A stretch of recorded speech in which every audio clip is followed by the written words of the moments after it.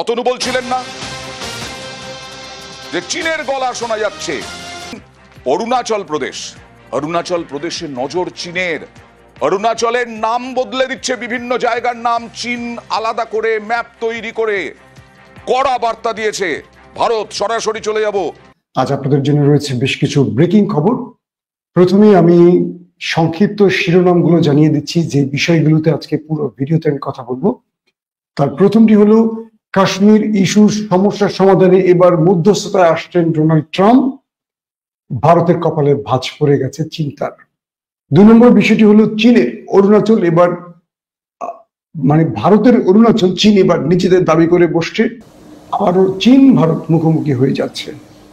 3 নম্বর breaking খবর, এবার ভারতের বিরুদ্ধে যুদ্ধ শুরু করতে যাচ্ছে নরেন্দ্র মোদী, এই বিষয়ে জানাবো। এবং সিরিয়াকে শেষ পর্যন্ত নিষেধাজ্ঞা থেকে মুক্ত করছেন ডোনাল্ড ট্রাম্প। সিরিয়া নতুন করে আবারও দাঁড়াচ্ছে এবং এক কথা বলতে পারি পুরনো সেই সিরিয়া, ঐতিহ্যের গর্বের সেই সিরিয়া আবার ফিরে আসছে সেই চিরচেনা পথে।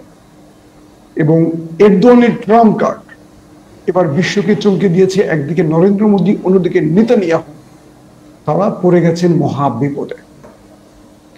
পাশাপাশি ইসরায়েলের বিরুদ্ধে একাট্টা হচ্ছে হামাস, হুতি এবং হিজবুল্লাহ।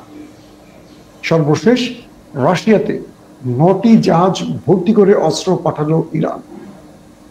দর্শক, আমি চেষ্টা করব সবগুলো বিষয় অল্প অল্প করে আলোচনা করতে, যেহেতু শিরোনামে বলে ফেলেছি চেষ্টা করব। প্রথম কথা হলো যে আমি যদি কাশ্মীর থেকে শুরু করি, কাশ্মীর ইস্যুর সমস্যার সমাধানে ডোনাল্ড ট্রাম্প বলেছিলেন 1000 বছরের সমস্যার সমাধানে তিনি মধ্যস্থতাকারী হিসেবে কাজ করতে চান। কখন বলেছিলেন?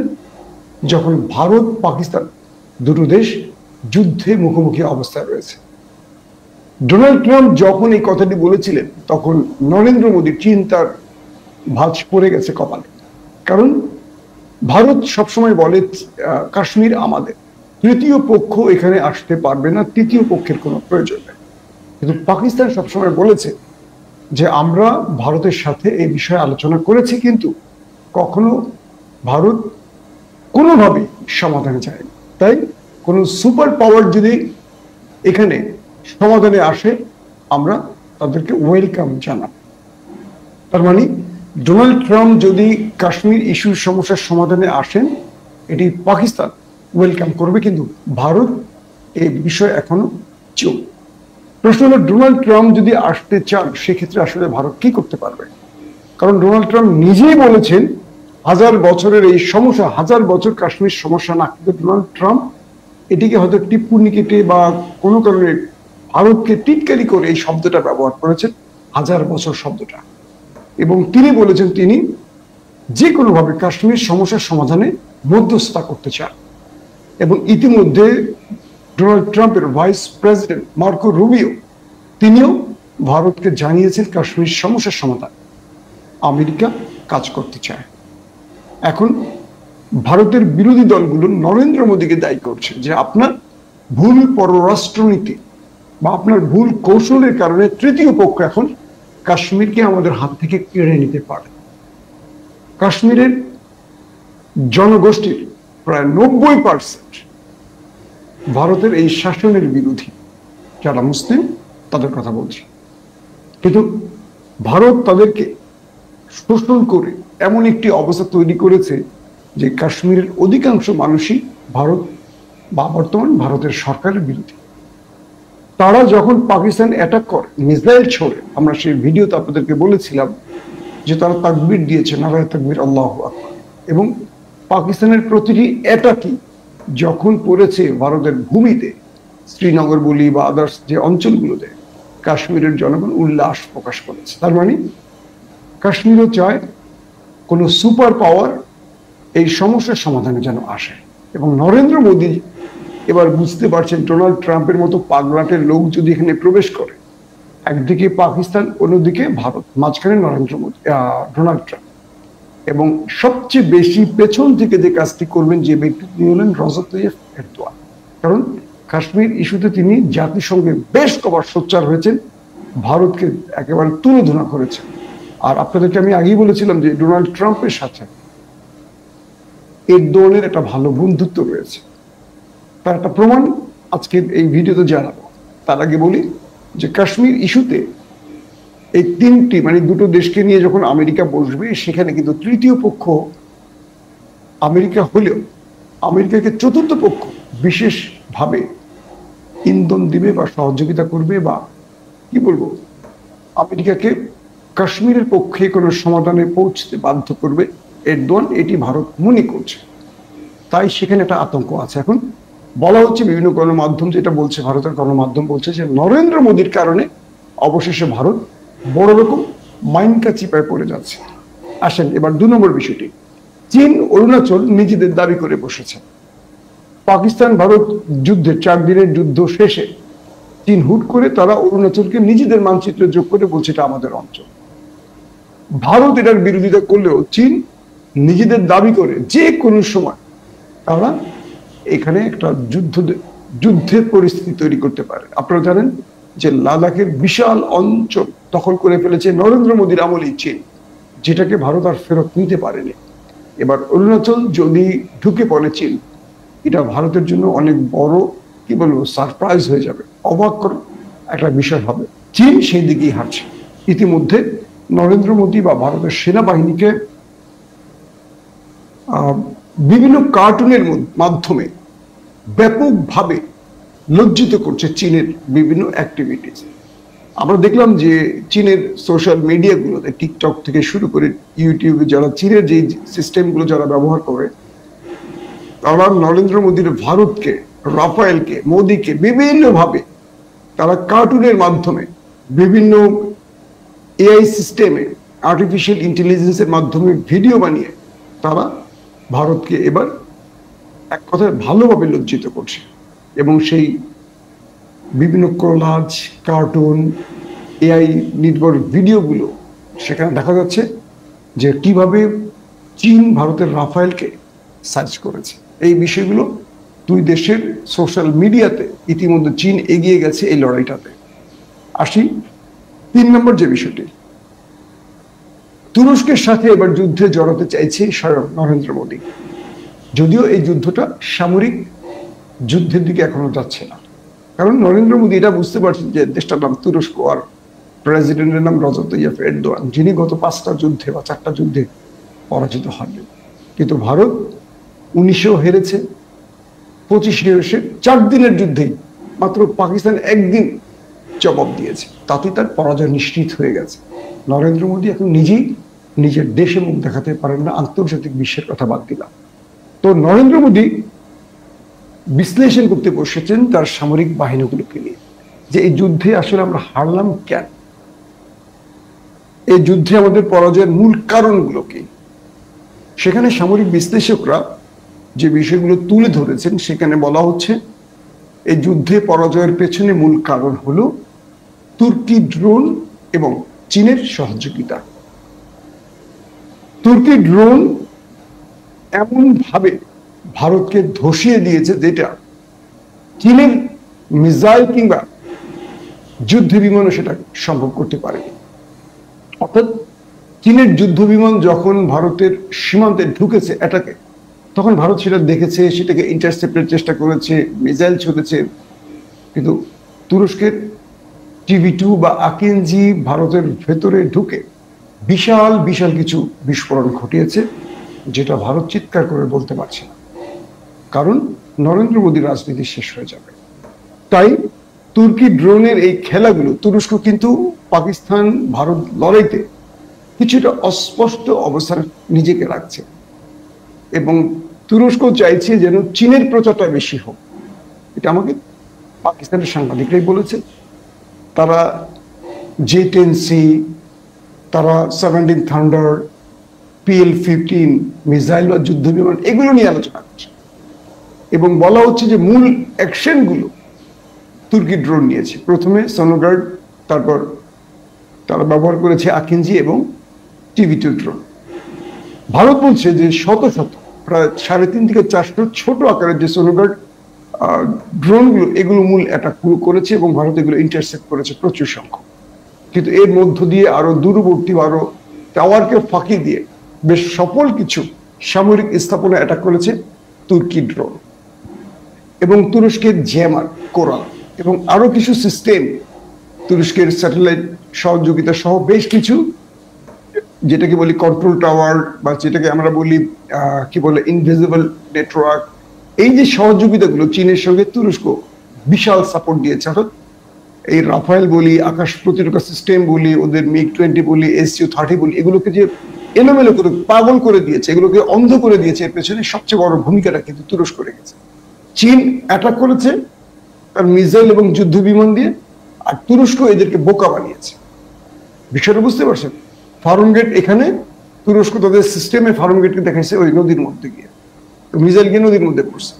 তো এই জিনিসগুলো আপনারা জানেন যে তুরস্ক এখন বড় বড় বিশ্ব মোড়লদের সাথে লড়াই করে, রাশিয়া, আমেরিকা, হ্যাঁ, এই বড় বড় ইসরায়েল, এদের সাথে কিন্তু সিরিয়া বলি, এদের সাথে কিন্তু লিবিয়া বলি, এদের সাথে বলে কি আজারবাইজান বলি, এই বড় বড় ফ্রেমে লড়াই করেছে তুরস্ক, এবং তারা তাদেরকে মোকাবেলা করে বিজয় লাভ করেছে। সবকিছু শেষে যে বিষয়টি তৈরি হলো, নরেন্দ্র মোদী এখন সিদ্ধান্ত নিলেন, যেহেতু এরদোয়ান পাকিস্তানের পক্ষে প্রকাশ্যে দাঁড়িয়েছে, শুধু দাঁড়িয়েছে না, এরদোয়ানের দেশ তুরস্ক বলেছে পাকিস্তান আমাদের ভাই রাষ্ট্র, তাদের প্রয়োজনে আমরা সব রকম সহযোগিতা করব, প্রয়োজনে আমরা পাকিস্তানের পাশে দাঁড়াবো, অর্থাৎ সামরিক বাহিনী পাঠিয়ে হলেও তারা পাশে দাঁড়াবে। তুরস্কের সঙ্গে সঙ্গে আজারবাইজান একই কথা বলেছে।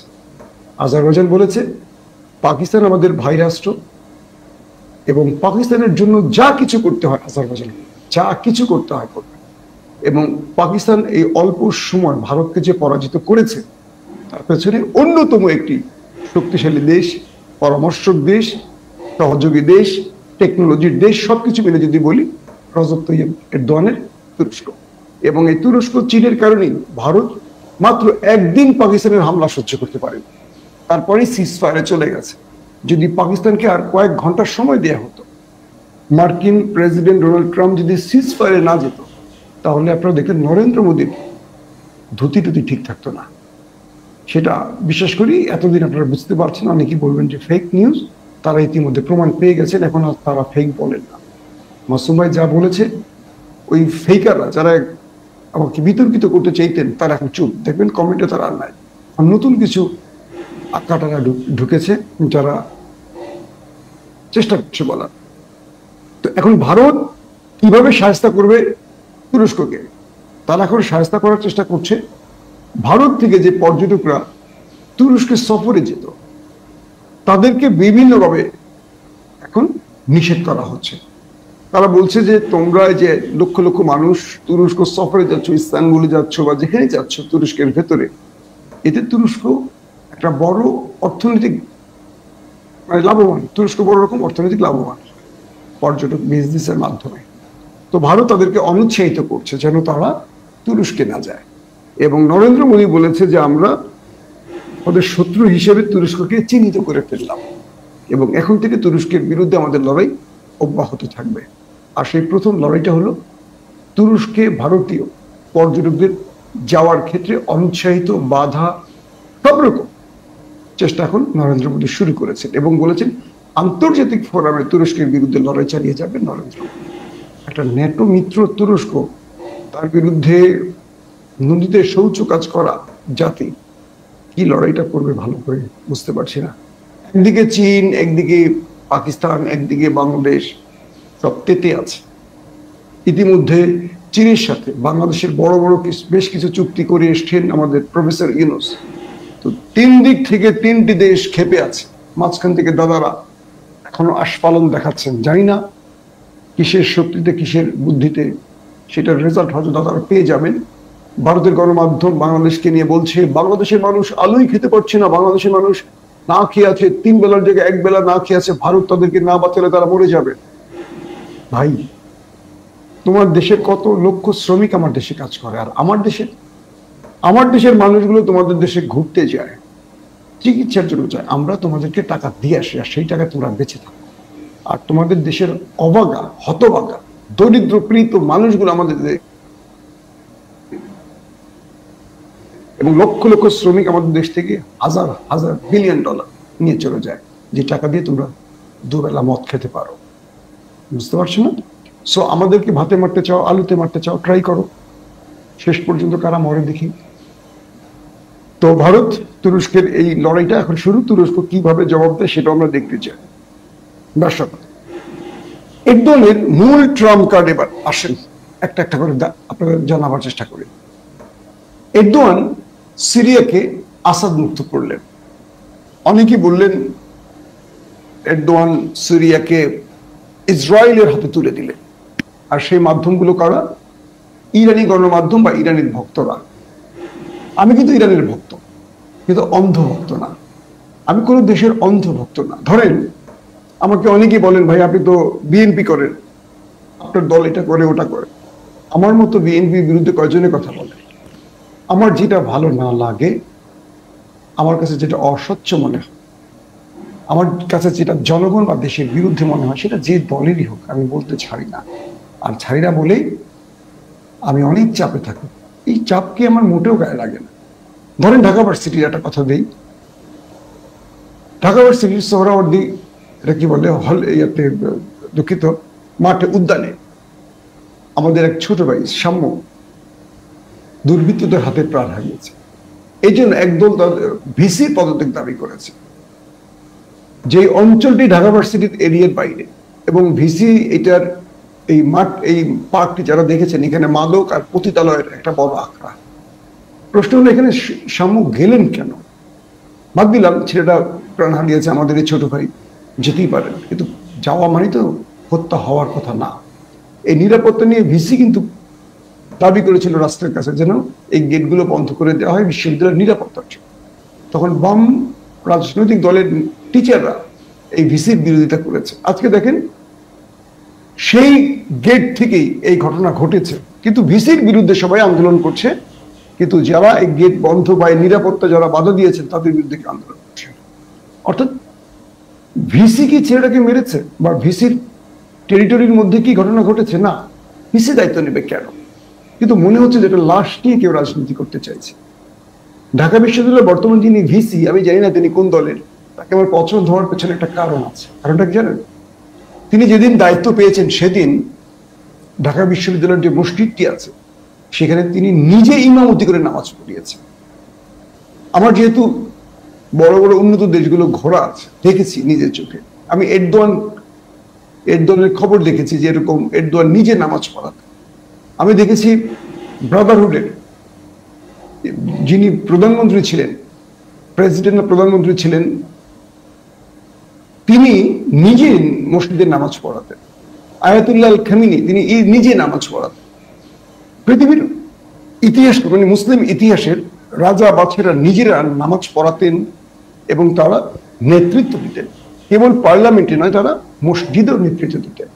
কিন্তু বাংলাদেশ একটি মুসলিম দেশ, কখনো দেখিনি দেশের প্রধানমন্ত্রী, প্রেসিডেন্ট, ডিসি, এসপি, মন্ত্রীরা কখনো নামাজ পড়াতেন। তবে দেখতাম ক্লাবে মদ খেয়ে মাতাল হতেন, কদিন পর পরই তাদের বিভিন্ন লিঙ্ক টু ভিডিও রিলিজ হতে, নারীর সাথে কথোপকথন রিলিজ হতে, এগুলো আমরা দেখেছি। এই ভিসিটা যখন বাংলাদেশের, মানে একটা মুসলিম দেশ বাংলাদেশ, সেই বাংলাদেশের সবচেয়ে কি বলবো পাওয়ারফুল এডুকেশন প্রতিষ্ঠান যেটাকে আমরা বলি ঢাকা বিশ্ববিদ্যালয়, তার ভিসি নিজে নামাজ পড়িয়েছে। এই দৃশ্যটা আমাকে মুগ্ধ করেছে। সব ছাত্ররা তার পেছনে নামাজ পড়েছে। এমন একজন ভিসি পেয়ে সত্যি আমরা আশান্বিত হয়েছিলাম। কিন্তু কিছু মানুষের এই দৃশ্য ভালো লাগে না, যারা ইসলাম, আল্লাহ, রাসূল, খোদা, ইমান, দোজখ, জান্নাত, এগুলো তাদের টার্গেট। তাদের দল ক্ষমতায় আসতে হবে বা দলকে খুশি করানো, কারণ দলকে খুশি করালে কিছু মাল পানি কামানো যায়। তো এইসব ব্যক্তিদের বাইরের একটা মানুষ দলকে ভালোবাসি জিয়াউর রহমানের কারণে, দলকে ভালোবাসি বেগম জিয়ার কারণে বা তারেক রহমানের কারণে, দলের যারা মাফিয়া নেতা আছেন, দুষ্ট নেতা আছেন, তাদেরকে থরাই কেয়ার করি কখনোই না। এই কারণ এই দলের নেতা নেত্রী হওয়ার কোনো শখ আমার নেই, ভালোবাসি, স্রেফ ভালোবাসি। পার্সোনালি তারেক রহমানের সাথে আমার ভালো রিলেশন আছে, তিনি আমাকে খুব পছন্দ করেন। ইংল্যান্ডে থাকা অবস্থায় তিনি ডাকতেন, খুব স্নেহ করতেন বিভিন্ন বিষয়, এগুলো একদিন বলবো। সেখান থেকে তারেক রহমান, ব্যক্তি তারেক রহমানকে আমি খুবই পছন্দ করি। তো আজকের যে আমার নিউজের বিষয় এটা না, কথাগুলো কেন বললাম, যে আমরা আমাদের আদর্শিত পথগুলো থেকে বিচ্যুত হয়ে যাই, যে কারণে আমাদের লক্ষ্য আমরা ভুলে যাই। একটা মুসলিম হিসেবে আমাদের উদ্দেশ্য কি আমরা ভুলে গেছি। সাম্য মারা গেছে, তাকে নিয়ে রাজনীতি শুরু হয়ে গেছে। ভিসির পদত্যাগে কি খুনিরা বেঁচে যাবে? মানে ভিসিদের টার্গেটটা কি? আমাদের খুনিদের বিচার তো। ভিসি খুন করেছেন না। আচ্ছা ধরেন দেশে পরবর্তী কেউ প্রধানমন্ত্রী হলো, এই দেশে কোনো একটা মার্ডার হলো, প্রধানমন্ত্রীকে ক্ষমা চেতে বলবেন? তাহলে যেহেতু পুরো দেশের দায়িত্ব তিনি আছেন। প্রশ্ন হলো ঢাকা ভার্সিটির পাশের এই পার্কের মধ্যে কি করে প্রকাশ্যে মাদক বিক্রি হয়, কি করে পতিতারা ঘুরছে? প্রশাসন দেখছে না, যেটা প্রশাসনের কাজ, কিন্তু কেউ ওদিকে যাবে না। কারণ ভিসিটার নামাজি, একটু ইমানদার লোক, তার মধ্যে একটু ডান ব্যাপার, মানে ডান ধারার লোক, তাকে সরিয়ে একটা বাম বসাতে হবে।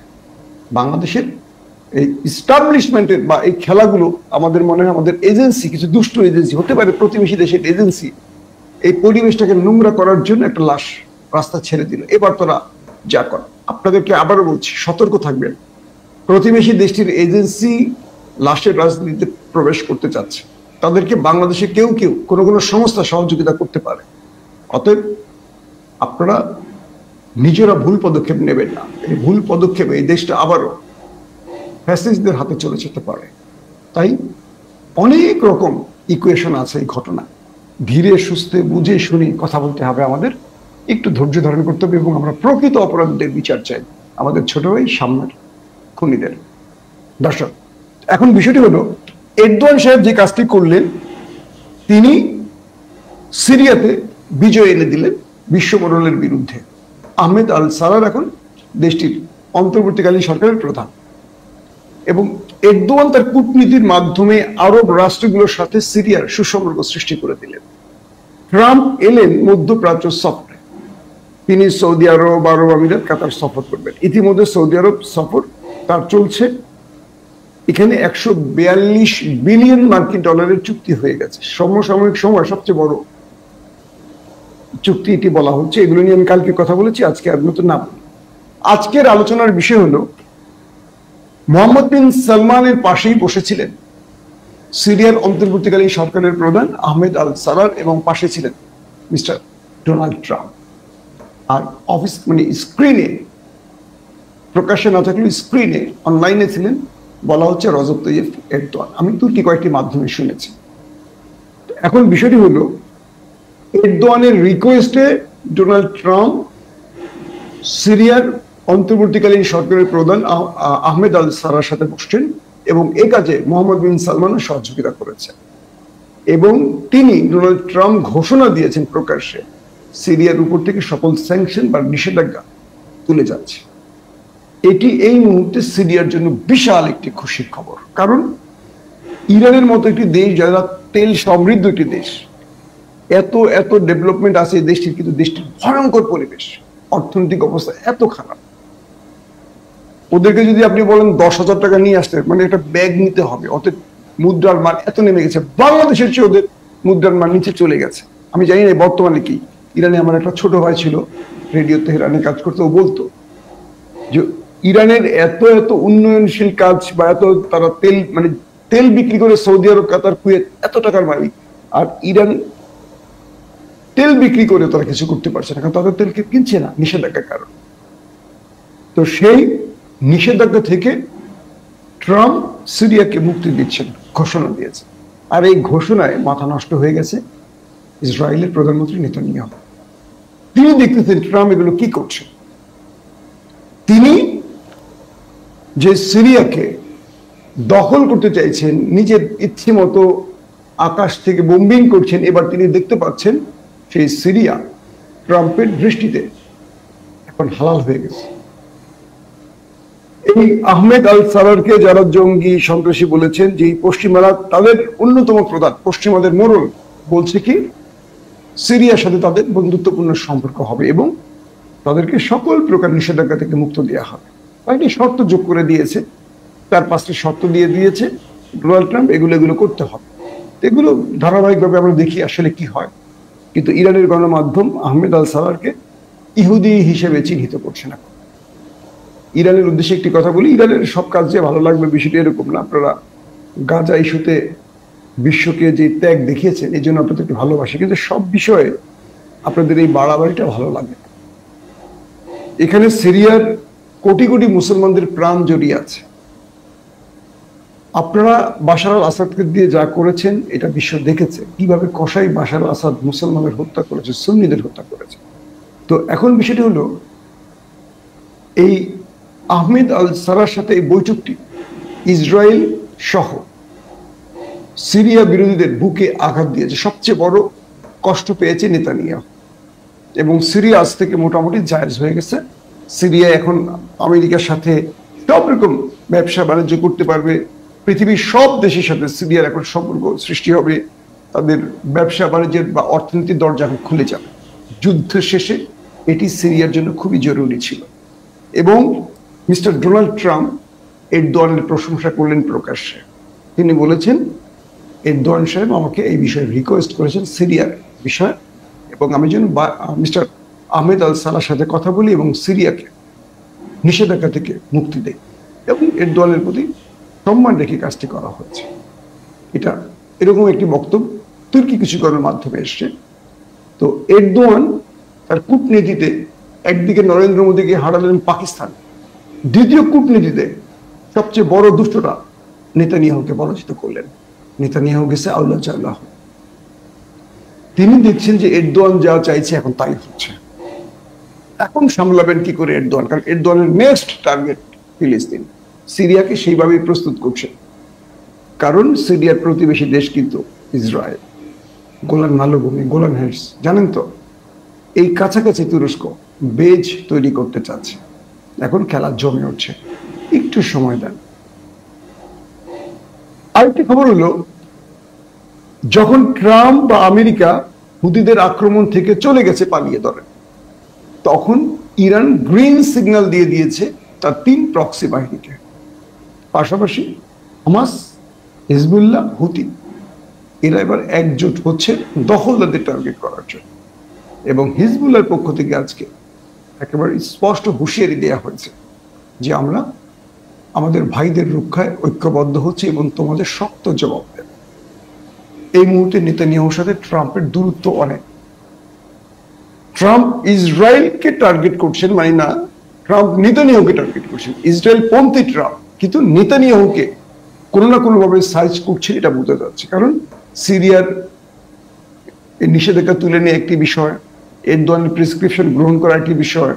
পাশাপাশি এখানে দুঃখজনক সংবাদ আছে, এখন পর্যন্ত আমি কোনো আরব আউটলেটে দেখিনি যে আরবরা ফিলিস্তিন ইস্যুতে কোনো সমাধানে ট্রাম্পের সাথে যেতে পেরেছেন। হয়তো বা পরবর্তী কোনো আলোচনা আসে কিনা, আমার চোখে এখনো পড়েনি যে ফিলিস্তিন ইস্যুতে আরব কোনো বড় ভূমিকা রেখেছে। এখন পর্যন্ত আমি কোনো খবর পাইনি। এটা খবর নেওয়ার জন্য আমি চেষ্টা করছি।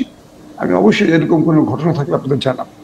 তো এখন ইরান যে দখলদাররা বলেছিল যে আমেরিকা না থাকলে আমরা একাই লড়াই করব ইরানের বিরুদ্ধে, তারা ভয় পেয়ে সরে গেছে। কিন্তু কারণ আমেরিকা সরে গেছে, এখন তারাও সরে গেছে, হুমকি দুমকি শেষ। এখন ইরান বলছে যে তুই সরে গেলে কি হবে, আমি আসতেছি, ওয়েট কর। ইরান বলছে আমি আসতেছি। এবং ইরান হামাস, হিজবুল্লাহ, হুতিকে গ্রিন সিগন্যাল দিয়েছে। তারা ইতিমধ্যে দখলদারদের বিরুদ্ধে রেডি হচ্ছে। হয়তো আবারও একটা বড় ফ্রেমে লড়াই বাঁধতে পারে। সর্বশেষ যে খবরটি, রাশিয়াকে 9টি জাহাজ ভর্তি করে অস্ত্র দিয়েছে ইরান। রয়টার্স এমন খবর প্রকাশ করেছে। এই ব্যাপারে ইরান সরাসরি না বলেছে, আর রাশিয়া, ভ্লাদিমির পুতিন চুপ। এই ক্ষেত্রে সবসময় অস্বীকারই করে। যেমন তুরস্ক 7টি কার্গো জাহাজ ভর্তি করে পাকিস্তানকে অস্ত্র দিয়েছে, আর তুরস্ক কি বলছে, না না আমরা তো অস্ত্র পাঠাইনি, আমরা মূলত আমাদের কার্গো বিমানগুলো পাকিস্তান থেকে জ্বালানি নিয়েছে, তেল শেষ হয়ে গেছে, যুদ্ধ আমাদের কার্গো বিমানের পাকিস্তানে নেমে জাস্ট তেল ভরেছে। এটি হলো রাষ্ট্রীয়ভাবে পররাষ্ট্রনীতির কিছু কৌশল। এটা সবাই বুঝে, কিন্তু মুখে স্বীকার করে না, কিছু কৌশলগত কারণ। তো এবার রাশিয়াকে 9টি জাহাজ ভর্তি করে ইরান যে অস্ত্র দিয়েছে, এই ইরান রাশিয়া এই অস্ত্রগুলো রাশিয়ার বিরুদ্ধে, ইউক্রেনের বিরুদ্ধে বড় ফ্রেমে ব্যাপার। তার মানে ইরান রাশিয়ার মিত্রতা আরো খুব কি বলবো গভীরভাবে একীভূত হচ্ছে। ইরানকে যেভাবে সাহায্য করছে রাশিয়া, রাশিয়াকেও ইউক্রেনের বিরুদ্ধে সেভাবে সহযোগিতা করছে ইরান। তো সবকিছু মিলে বিশ্ব পরিস্থিতি ভিন্ন দিকে এগুচ্ছে। ডোনাল্ড ট্রাম্প অন্য গতিতে মুভ করছেন। এখন শেষ পর্যন্ত ব্যবসায়ী ডোনাল্ড ট্রাম্প তার স্বার্থের বাইরে কাশ্মীরকে মুক্ত করবেন কিনা, ফিলিস্তিনের জন্য তিনি কি ভূমিকা রাখবেন। তিনি বলেছেন যুদ্ধবিরতি এবং স্বাধীন ফিলিস্তিনের যে ইস্যুগুলো আসছে, আজকে পর্যন্ত আমরা সৌদি আরবের কোনো আলোচনা দেখিনি।